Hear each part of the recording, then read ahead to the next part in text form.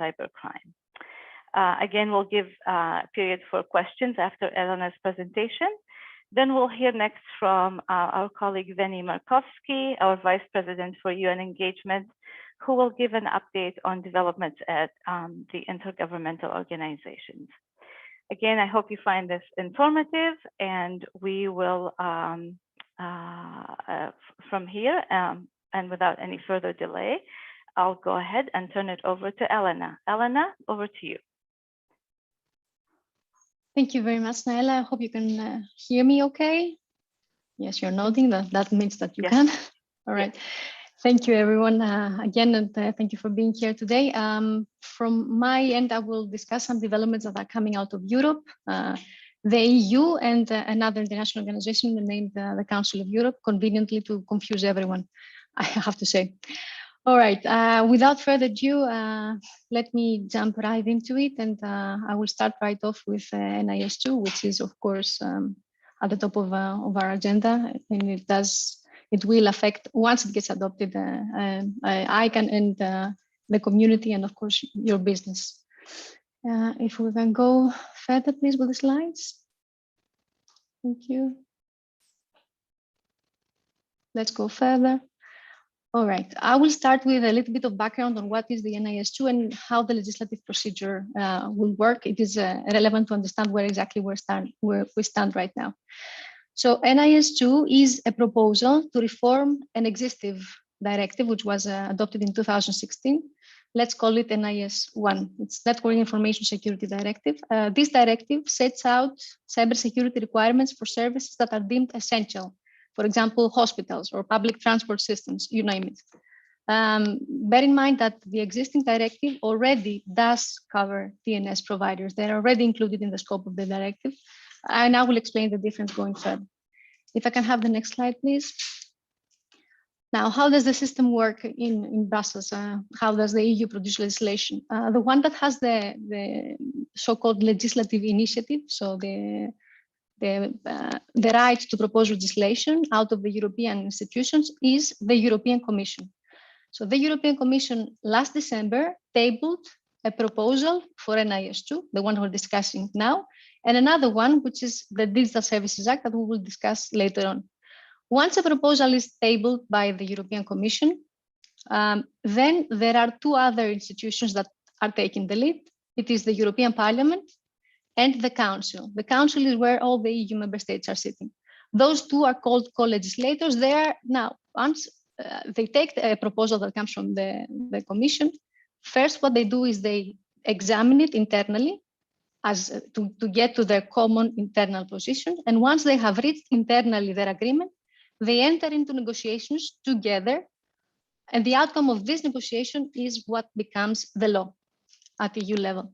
So where we are right now is, as I said, Commission has tabled the proposal in December, and now the European Parliament and the Council separately and internally are examining the proposal and are suggesting edits, amendments to it according to what they think should be the final law that comes out. Now we have a specialty here because what the proposal, the instrument proposed, is a directive. When you have a directive at the EU, it means that the end of the road is not when the negotiation finishes and the law becomes adopted, but then individual EU member states have to incorporate that into their national legislation so that it will start applying. So usually you have, after the adoption at EU level by Council and Parliament, 18 more months for the EU member states to integrate that into national legislation. Why I'm mentioning that is because it is particularly relevant that the legislation, when it comes out of this negotiation, is clear, because then EU member states will have to implement it and they should not have to interpret it in different ways. That would then mean that you have 27 different legislations to abide by. So it's relevant that it is clear and member states integrated in the national systems the same way. Next slide, please. Okay, with respect to NIS2, if I can say so, that's the way I say it, as at least, we have two big buckets to look at. One is the scope. So how much of DNS is in the scope of NIS2? The other one, and I will take it separately, is the registration data provisions, the WHOIS provisions. Let me start with the scope. Next slide, please. Right, so the scope of coverage of DNS in NIS2 is very, very, very wide. And I can put more varies there, but it is indeed very, very, very wide. What happened is, as I said, that under the existing directive, DNS operators are already covered. But in this case, it was individual EU member states that had to decide within their jurisdiction which DNS operators would be essential or not. That meant that member states had to apply very different criteria, and they did. So that to create a non-harmonized situation. And what the Commission did as a response to this, to address this, is they said now in NIS2, we'll do the following. Everything that is DNS will be automatically essential. So what you see there underlined is the definition they are using. It says that NIS2 applies to all providers of the DNS services along the DNS resolution chain, etc., etc., etc. As I said, this is very wide in two different ways. And before I explain the ways, I should also mention that NIS2 has the same extraterritoriality as the GDPR. That is, if you are offering services in Europe to Europeans, regardless of whether you are in Europe or not, you are under the scope. So you have to abide by it. And moreover, the small and micro business exemptions do not apply to DNS operators.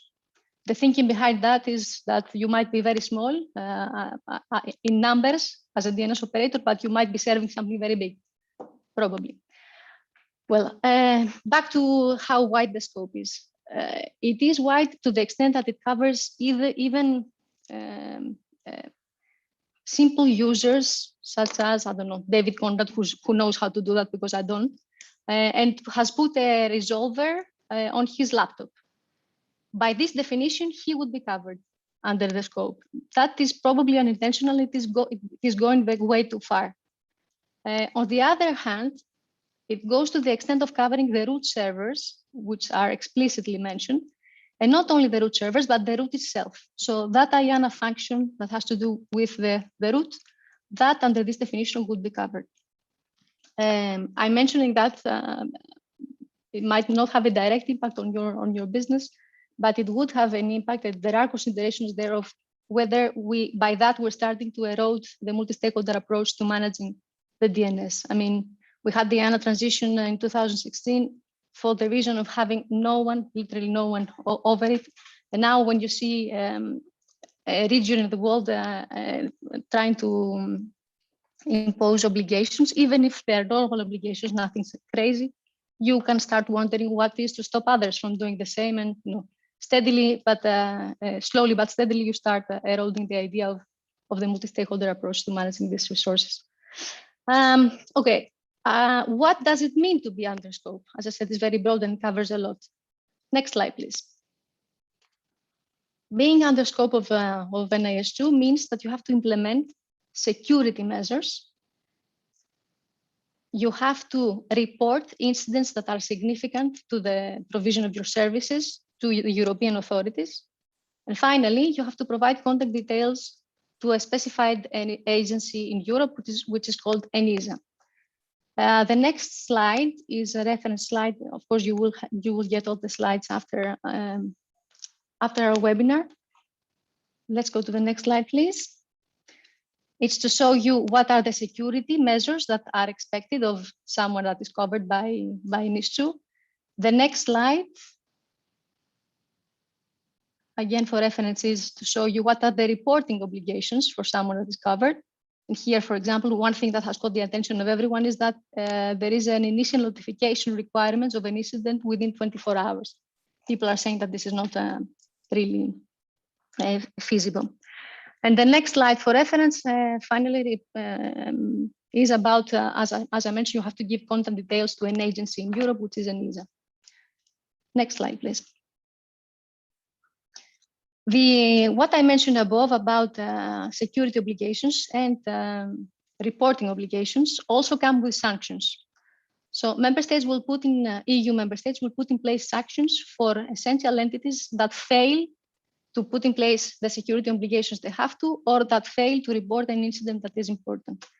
So you understand what I said earlier about the very wide scope. It doesn't make sense to cover entities that are not important or essential, such as just a person that is putting on their laptop a resolver and oblige them to have a security or reporting obligation. It's disproportionate and probably not the best thing to do.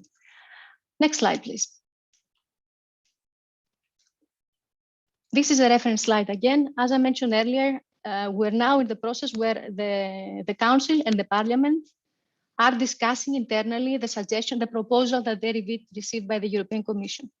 What you see in red is the edits that the European Parliament rapporteur tried to make on the definition of DNS in NIS2, so as to address the issue that I explained now, the very wide scope.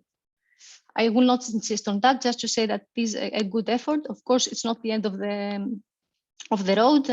We have a long way to go since to get to the final text. Next slide, please.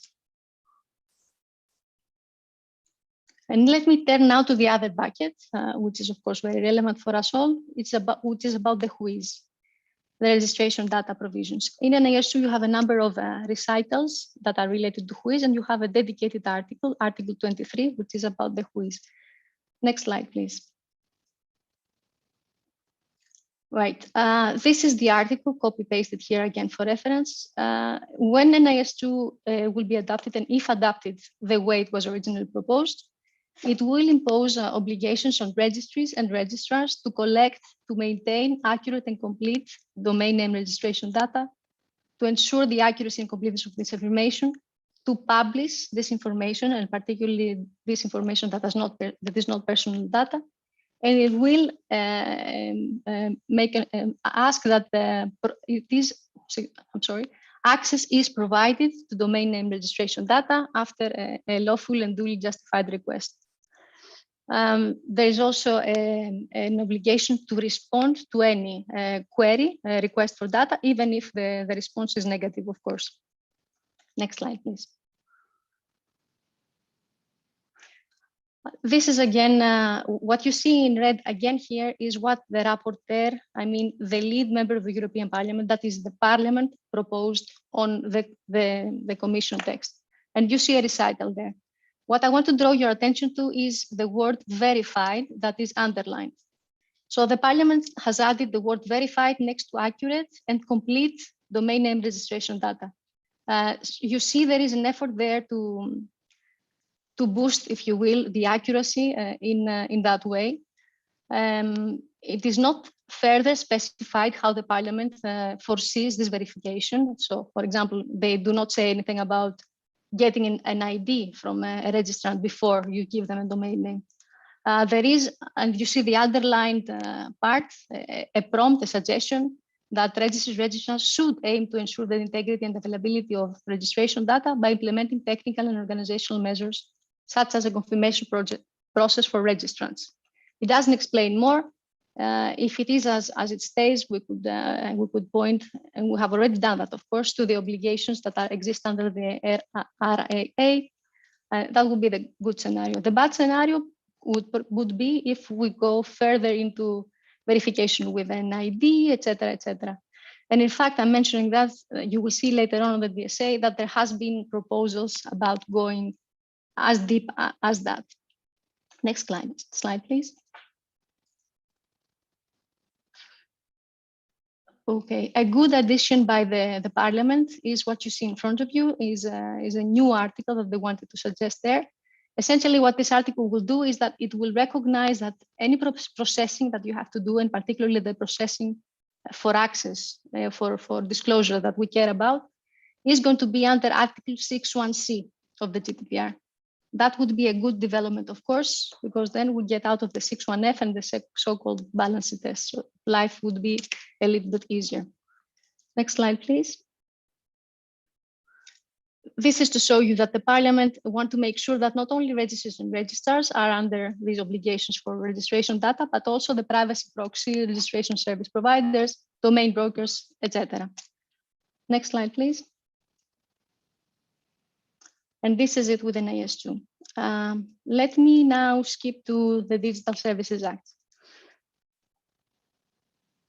Next slide, please. Elena, sorry to interrupt you. Before you go to Digital Services Act, there are two questions about NIS2. Would you like to take them now, or do you want to wait until the end? Absolutely, we can take them now. Can you, Nella, please read out if that's okay with you? I can nail if you want me to do it. I'm happy to do it. I didn't Please go know ahead. if we were going to do in between sections. So from Jothan Frakes, question, is there more sophisticated or precise wording than DNS providers being contemplated? It is alarmingly basic and prone to a large variation in how it is interpreted and somewhat ignorant of the difference between registration and resolution. Yes, you're absolutely right. So there is a recital that is giving a very broad definition. That's the one I showed you above.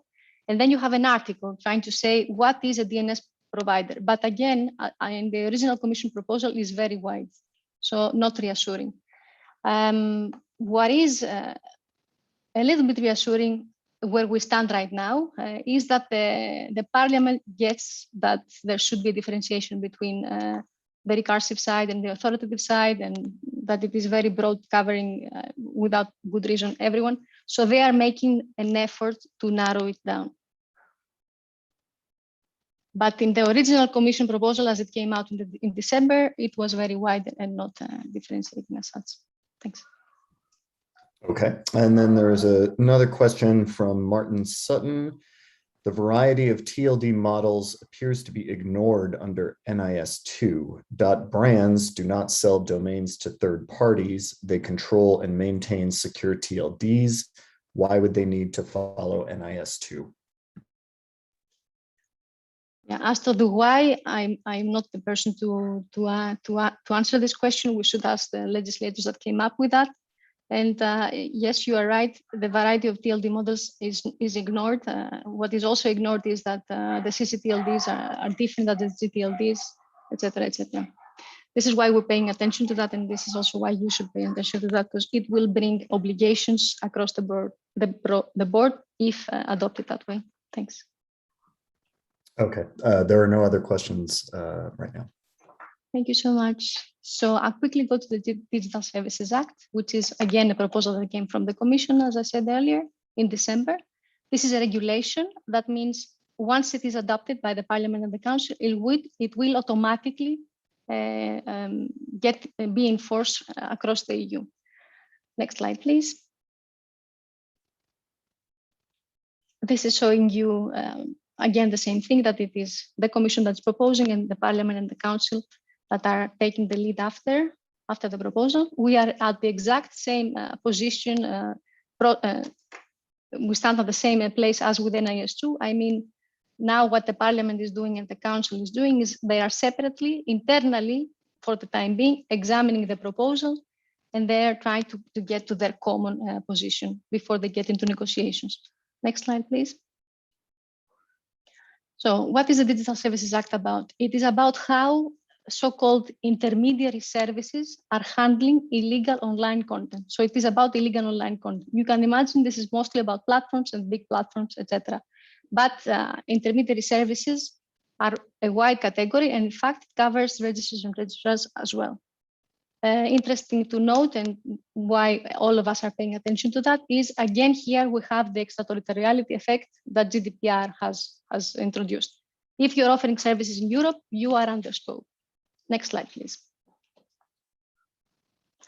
Right, this is a reference slide to show you what kind of obligations you have if you're under the scope of the Digital Services Act. As I said, it's about intermediaries, and there is a cumulative due diligence obligation scale for intermediaries. Though the very large platforms, which is the first column, you see have a number of obligations. The simpler intermediaries, if I may put it that way, do not have that many obligations. So registers and registrars in this scale would fall at the all intermediaries column, which means that they would have to appoint a point of contact if they're not established in Europe. And of course, if they're offering services in Europe, they will have to have a legal representative. They will have to have clear terms and conditions, and they will have to give a reporting of possible taking down of content if they have done so. Next slide, please. Okay. What is the point in NIS in the DSA that is bringing in the DNS? It's one simple recital. It's recital 27.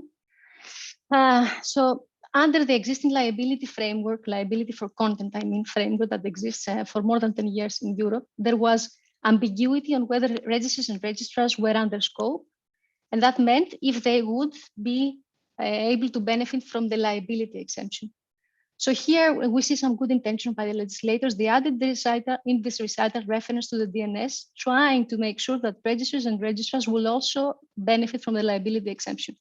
The problem is that the wording is not adequate to make sure that all the different DNS operators and entities, such as registries and registries, are indeed under scope. And more in particular, what we care about is whether they have the liability exemption for sure. And that's because of the wording that is referring to mere conduit, caching, or hosting. You have to make a stretch to decide if registries and registrars fall under one of these categories. This is the concern. Also, because of the fact that there is no definition at all in this case, unlike NIS2, you don't really know which are the DNS services that they refer to. So here, possibly, it is ICANN.org itself, it is IANA, it is, you name it. Next slide, please. Okay, what I wanted to show you here is that, as I said before, the Parliament and the Council internally are discussing. The lead member of the European Parliament on the DSA came up with some suggestions, and one of these suggestions was to enhance the principle, the so-called principle of know your business customers, to all information society services, all intermediary services. In that case, that would cover the registries and registrars as well. In the original Commission proposal, this know your business customer idea was only to apply to platforms, but the Parliament is thinking of making it wider. Next slide, please. This is the new article. For reference, again, you will have the time to look at it more carefully if you want after the webinar, of course. To show you, though, what it means. It means that to provide someone with a domain name, a registry or a registrar will have to ask for a name, address, telephone number, email address, a copy of the identification document, more importantly, bank account, of course, goes without saying, but the important thing is the copy of the identification document before you are able to give a domain name to a registrar. And there are other obligations here as well, such as to check the accuracy of this information, to take down the domain name in case it is found that this information is not accurate or it is phony, etc., etc. Next slide, please. This is the rest of the article for reference. I think it is an important point to be aware of that is being discussed within the Parliament right now. Next slide, please. Okay, and finally, I wanted to bring to your attention that there is another legislative process going on in the context of the Council of Europe, a different international organization with more members. This is about adding a second protocol to the existing Convention of Cybercrime. The Convention of Cybercrime is the most used and the best that exists for now convention for cooperation between law enforcement in principle on cybercrime. So in the context of negotiating this second additional protocol, they have put in the draft an article, Article 6, that you can see on the next slide, that would that foresees that the competent authority in a state party of the convention would be able to issue a request for registration data to a registry or registrar of another state party in another country, in other words, only for purposes of specific criminal investigations and proceedings.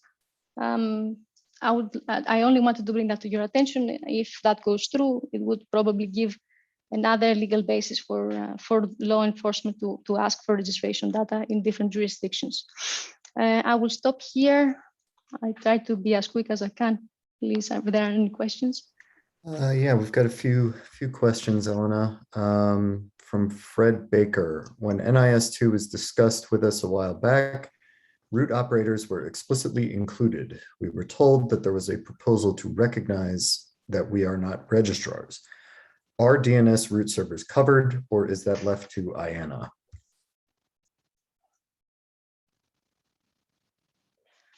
I'm not sure I understood the question. Well, indeed, in the original proposal, root servers were explicitly covered.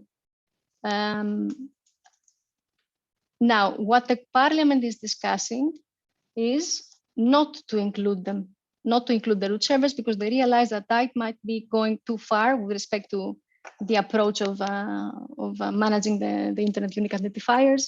And the other thing that they have been discussing about is, okay, if we do that as EU, then what is to stop other regions in the world to do the same? And maybe they're not thinking the same way as we do, et cetera, et cetera. So the Parliament wants to take it out. What is alarming, if you will, is that the European Commission, so the institution that originally came with the proposal, seems to be insisting on that. So they seem to be insisting on the importance of covering root servers as well. On the Council side, which is the third decisive part, they are not as advanced so that I can give you their position with certainty, but I can say that it seems that they also see the point in not covering the root server operators. Hope that answers the question. Great. And then from Olaf Nordling, regarding the proposals, perhaps NIS2 in particular, what actions are you and other ICANN staff undertaking to enlighten MEPs and council reps and to provide them with useful reality checks about the DNS market actors? Yes, thank you for the question. Of course, we are engaging with all the actors in Brussels, namely the members of the European Parliament and the Council representatives. We provided a webinar for both of them, separate for the Parliament and separate for the Council. The webinar was about explaining to them what is the DNS, how it works, what are the different actors in the DNS and what they do. Bear in mind, we're not there to tell anyone what to do. This is not, of course, the ICANN's org place. We are there to provide technical expertise and explain how things work. That's one. And the second one is to explain to people that are thinking about these issues right now, what the community is doing and where the community is standing on that. For example, when we saw the verified wording in the Parliament's proposed amendments, we were there to explain to them what is the obligations that registrars already have under the ICANN contracts, how it works, and explain what would be a possible impact if they go too far and request any identification, et cetera, et cetera. Because I have to tell you that they were considering that as well. All right, no other questions at this time. Thank you so much. Thank you, Elena. I think you did a wonderful job. There was a lot of information to give us. So thank you very much, very informative.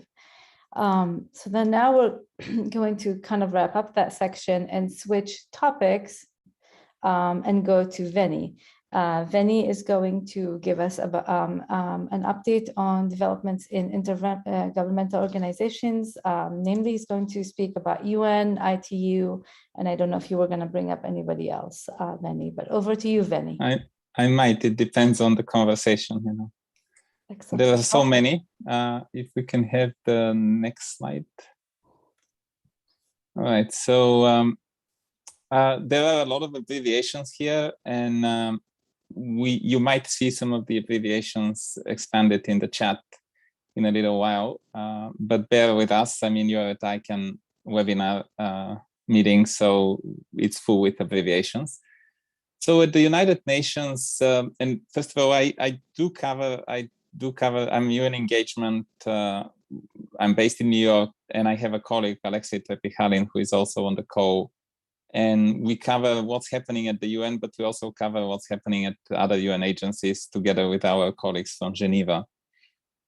Unlike Elena, who is covering, the European Union and Brussels, and there is a lot of concrete legislation. At the UN, most of the conversation is going into so-called deliberations. So there's happening at the UNGA, or the United Nations General Assembly, and mainly in their 3 committees, first, second, and third.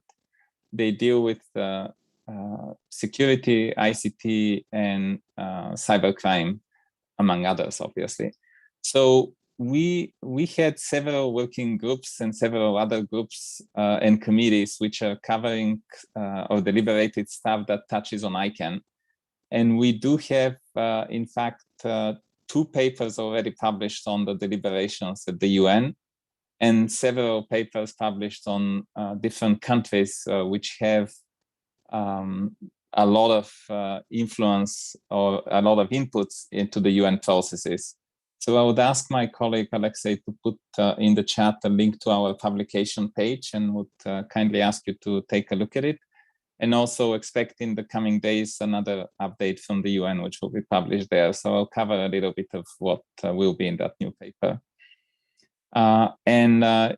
Yes, the chat already has the link to our publications. By the way, there are also publications from the European Union on that page, so it will be useful for people. So at the UN, we have the open-ended working group with the OEWG, which is in its 2nd edition. The first one finished its work earlier this year. And we have, it started work on June 1st. It's going to be a 4-year effort. So it's going to work between this year and 2025. It's discussing issues related to cybersecurity in a very broad term. It has in the previous version has been discussing issues that touch on ICANN. And again, you will be able to see that in our papers, which are on the GE publication page. The second group was the UNGGE, Group of Governmental Experts. It consists of 25 members selected by the Secretary General. I should have mentioned the OEWG consists of all UN member states, so 193 members. Both groups actually finished this year their work with the consensus reports. And both reports have, and both discussions actually have touched on ICANN's mission. So therefore, our interest to follow what's happening there. And then you have the UNHC, or the Ad Hoc Committee, which started its work this year. This is an ad hoc committee which actually is going to draft the UN Cybercrime Convention. So Elena talked about the Budapest Convention and additional protocols to it. The UN is starting to draft a UN Cybercrime Convention. The argument that was given by some member states was that the Budapest Convention is not is basically made in Europe, but also not every country in the world has signed to ratify it or even to sign it. So they are thinking that the UN may come with a document that's supported by more countries than the Budapest Convention. And we put a note about not forgetting something which is called WSIS plus 20 negotiations. The World Summit on Information Society is an event that took place in 2003 and 2005. And then 10 years later, in 2015, there was a WSIS plus 10 and an outcome document out of this. Again, all this is in our paper, so you'll be able to download it and take a look at it. But we note the plus 20 negotiations because plus 20 is only in 4 years, in 2025, and countries are already talking to each other. There will be this will be a major process at the United Nations, and you will see later why this is important, because it's used in the context also of the IGF. And at the IPU, we have a number of conferences that are about to take place starting December this year. This is the WTPF, the WTSA, the WTDC. These are the World Telecommunications Policy Forum, Standardization Assembly, and Development Conference. And of course, the plenipotentiary next year in end of September, beginning of October. The dates are on the on the slide. If you can move to the, oh, sorry, we're still on that slide, sorry. The dates are on the slide, and you may be wondering whether there will be such conferences at all, because given the fact that other organizations, including ICANN, are moving to having their next meeting virtual.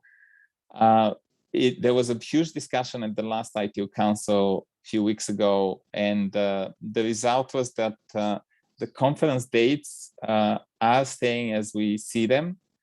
The places, we know that the WTDC will be in Addis Ababa in Ethiopia, but there is and the WTSA is scheduled to be in India, in Hyderabad, but there is a requirement that 6 months before the actual meeting, the host should come to the ITU and say whether this meeting, whether they're actually going to be able to host those meetings. And if they are not, there is a backup plan to have those meetings in Geneva, in Switzerland. Why we are following those? Because from previous experience, there are a number of contributions and resolutions that touch on ICANN's mission, and we need to be there to see that if there is a discussion about ICANN, we are there to present the neutral information that we are always able to present. I should mention here, before we move on, that in our work, we within GE, we have had briefings for diplomats, and they're very useful because we talk to the people who are actually negotiating all these cybercrime convention reports of the OEWG, and they are very happy to see, and I used the opportunity to thank Naela, among others, who have been presenting to our colleagues from the UN. They're very happy to see that, you know, we provide technical information, and we explain actually what ICANN does and what how the internet works, because some of them, if not most of them, are not familiar with the technical underpinnings of the internet. And now to go back to kind of mix the UN and the ITU, if we can move to the next slide, there is a huge quote, I mean, not huge, but a big quote. I'll read it for the people who may be only on the telephone and not being able to see the screen with small fonts. It's a quote by a Ministry of Foreign Affairs official of the Russian Federation. And he said in April, the Russian Federation has been consistently calling for the internationalization of the management of the internet, as well as for increasing the role of governments in this process. He also said that the Russian Federation within the UN system insists of adopting a number of coordinated measures, including, among others, development at the intergovernmental level of global policies in the area of internet management. As we see it, the optimal option for this would be transferring internet management prerogatives specifically to the ITU. This strategic objective may be achieved by electing or promoting the Russian candidate to the position of the ITU Secretary General in the 2022 elections, and by holding the 2025 anniversary UN IGF in Russia. So as you see, this is a quote, and this has been reported actually in the mainstream media, including in a piece in the Washington Post in May. And if Alexei, you can find a quote, it would be good to put it so people can take a look at it, because the article, unlike our report, this, by the way, is within our Russia country focus report update from April. Unlike our report, which is focusing only on the narrow things that touch on ICANN, the article is broader and has other quotes and sources. We figured out that this is important because that's actually aligned with previous contributions by the Russian Federation at the ITU, but also because it comes from the foreign ministry. There is kind of a mixture between the work that the Russians are doing at the ITU and the United Nations. Also, we saw a report in the Russian media that the coordinator for the Russian candidacy for the ITU Secretary General job is Mr. Krutsky, who is actually from the foreign ministry and was a member of the UNGGE, and was speaking also on other meetings at the UN regarding cyber. So there is a mixture between the two the two bodies, I would say, UN and ITU, from the point of view of who is coordinating that in Russia. And also, earlier this year, the Russian Federation put 3 contributions within the ITU Council working groups, 1 on child online protection and 2 in the Council working group on international internet-related public policy issues. And in these contributions, they were talking directly about ICANN and were stating stuff which sounded as if it was taken from a document 10 years old or more, because it was talking about that ICANN is subject to influence by one administration. I mean, within those documents, countries are never mentioned, but it's clear what they meant. And we figured out that I mean, those contributions at the ITU, they were never taken by the ITU to review or to discuss. So they basically were noted only. But it was interesting to see, because this was the language that the Russian Federation was using before they joined the GAC for the second time. They've been members of the GAC in the very, very early stage of ICANN, and then they joined again in 2009, I believe. So it's not quite clear, however, with this statement, you know, and with the fact that the Russians are saying that this is a strategic objective, and it can be achieved by electing a Russian candidate for the Secretary General. We're kind of some of us who have been longer around the ITU may feel a little bit of a deja vu when the previous Secretary General of the ITU, Mr. Hamadoun Touré, was talking a lot about, you know, the ITU should take over the management of the internet DNS and IP address allocation, and even there were conversations about the ITU becoming a regional internet registry, providing IP addresses to countries around the world. And if we can move to the next slide. And what happened actually also is to notice, and I mentioned it earlier, I said that we'll talk about the WSIS plus 20, because if you noticed, and I'm sorry, can we go one slide back? If you noticed in the last lines, it says by holding the 2025 anniversary UN IGF in Russia. So the WSIS plus 20 negotiations will be immediately after the IGF in 2025. So there is a link between hosting the IGF in Russia and the WSIS plus 20 negotiations, which will be taking place at the UN. So what happened at the ITU Council a few weeks ago again was where there was a clear positioning of countries vis-a-vis the plenipot next year and the elections. There were, for those of you who know, besides the Russian candidate, there is also a candidate from the United States. She's Doreen Bogdan, who currently works at the ITU as director of the Bureau for Development. And the Russian candidate is quote unquote official candidate, which the Russians say they submitted a letter to the ITU with the name of their candidate, etc., etc.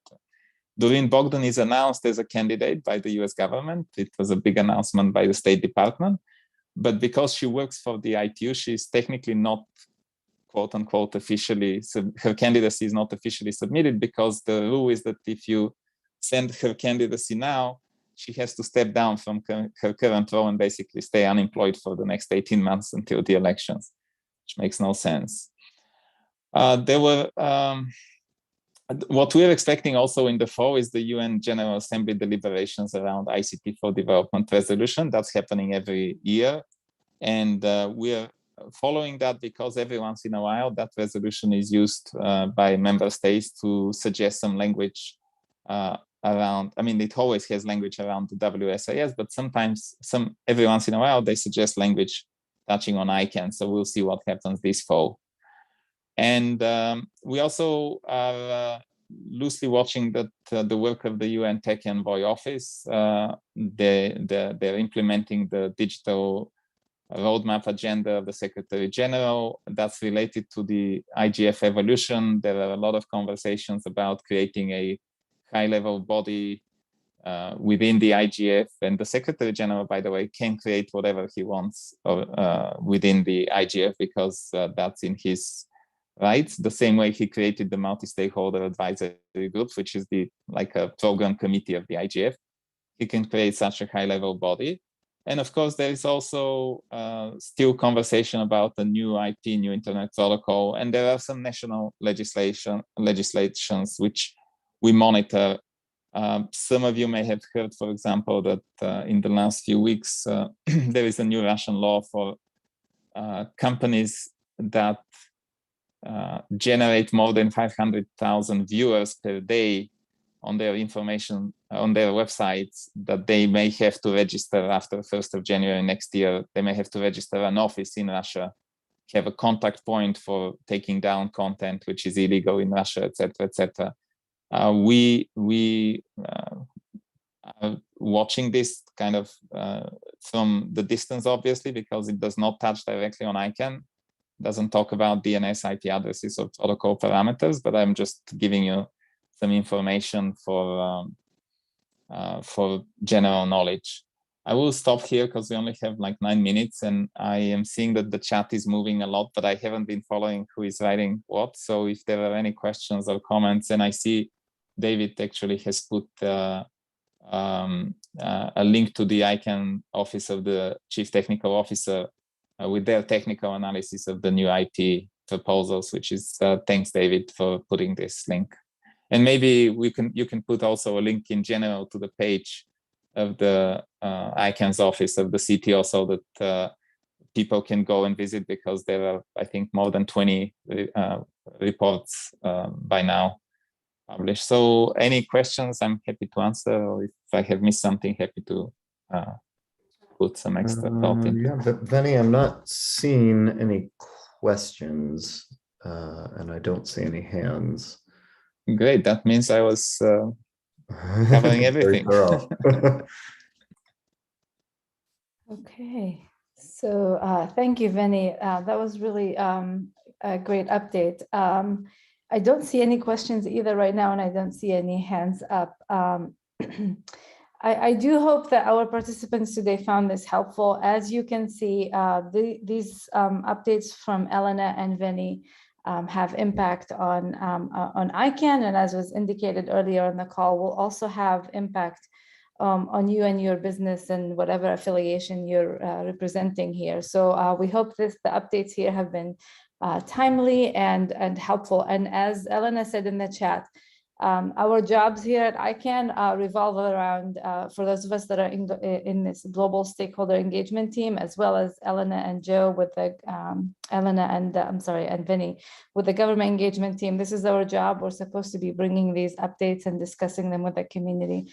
So please reach out to us whenever you think of any questions, or if you require us to do more of these updates. We're happy to hear about that.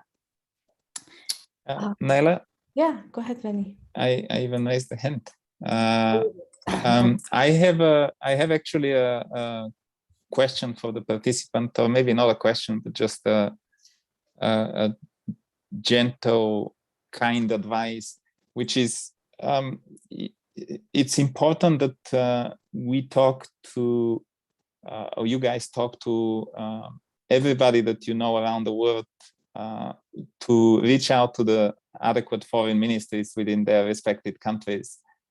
Because what we are noticing at the UN, at least, is that the people who come to negotiate those, cybercrime convention, but also the cybersecurity deliberations, they're diplomats. They don't necessarily have the expertise when they start to talk about the little pieces of, how the internet works and what's important. And we noticed in the past, with organizations around the world that we have some conversations with, that when they reach out to the foreign ministry and suggest that, do you guys need any expertise? Like, do you need an engineer to talk to your people to tell you what's technically possible to do on the internet or with the internet and what's not? That has a great impact, because most of the foreign ministries don't have such expertise. And we also are trying to put together, we're working a lot with the Governmental Advisory Committee to put together, the GAC members who know what ICANN does and how ICANN works to talk to their foreign ministries as well. And it's important that that such a cooperation, if you will, or collaboration is happening, because once the diplomats hear the technical side of these stories, they understand much better what is at stake, and also they understand much better what they can do within the UN.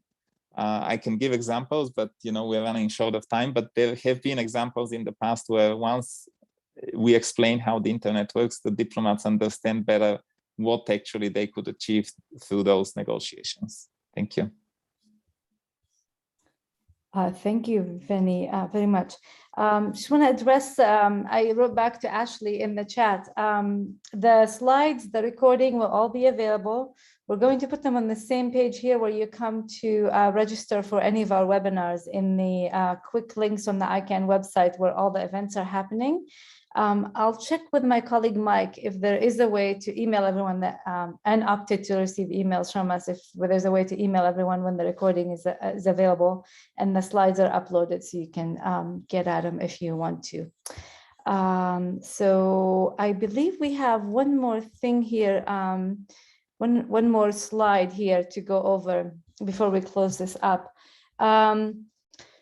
We have another of these webinars coming up in a couple of days on Thursday, and this one is going offered by our Global Domains and Strategy team, our GDS team. This is on the ICANN DNS Security Threat Mitigation Program. They'll give an update and talk about the community discussions going on around that topic. This will be on Thursday, as I said, 22 July at 1600 UTC. As you may have noticed, we're kind of calling them a series. We've had a webinar last week on the SAD. We're having this one here today on the updates from EU and UN organizations, and then next week, and then on Thursday is the one on the DNS security threat mitigation program. We believe these three probably are of interest to the same community, so that's why we're bringing it to your attention here, and the link to sign up is available on this slide. So I'm seeing the chat. I think it's mostly saying this has been informative. Thank you very much for joining. We've really enjoyed giving this update to you today, and we have future opportunities where we're going to be picking similar topics, and we'll announce them as they become available. But again, please write to us. Any of us here on this call are happy to hear from you if you want to hear about something specific. And with that, I think we can go ahead and close this call. Thank you again, everyone, for attending. And Mike, you may stop the recording, please.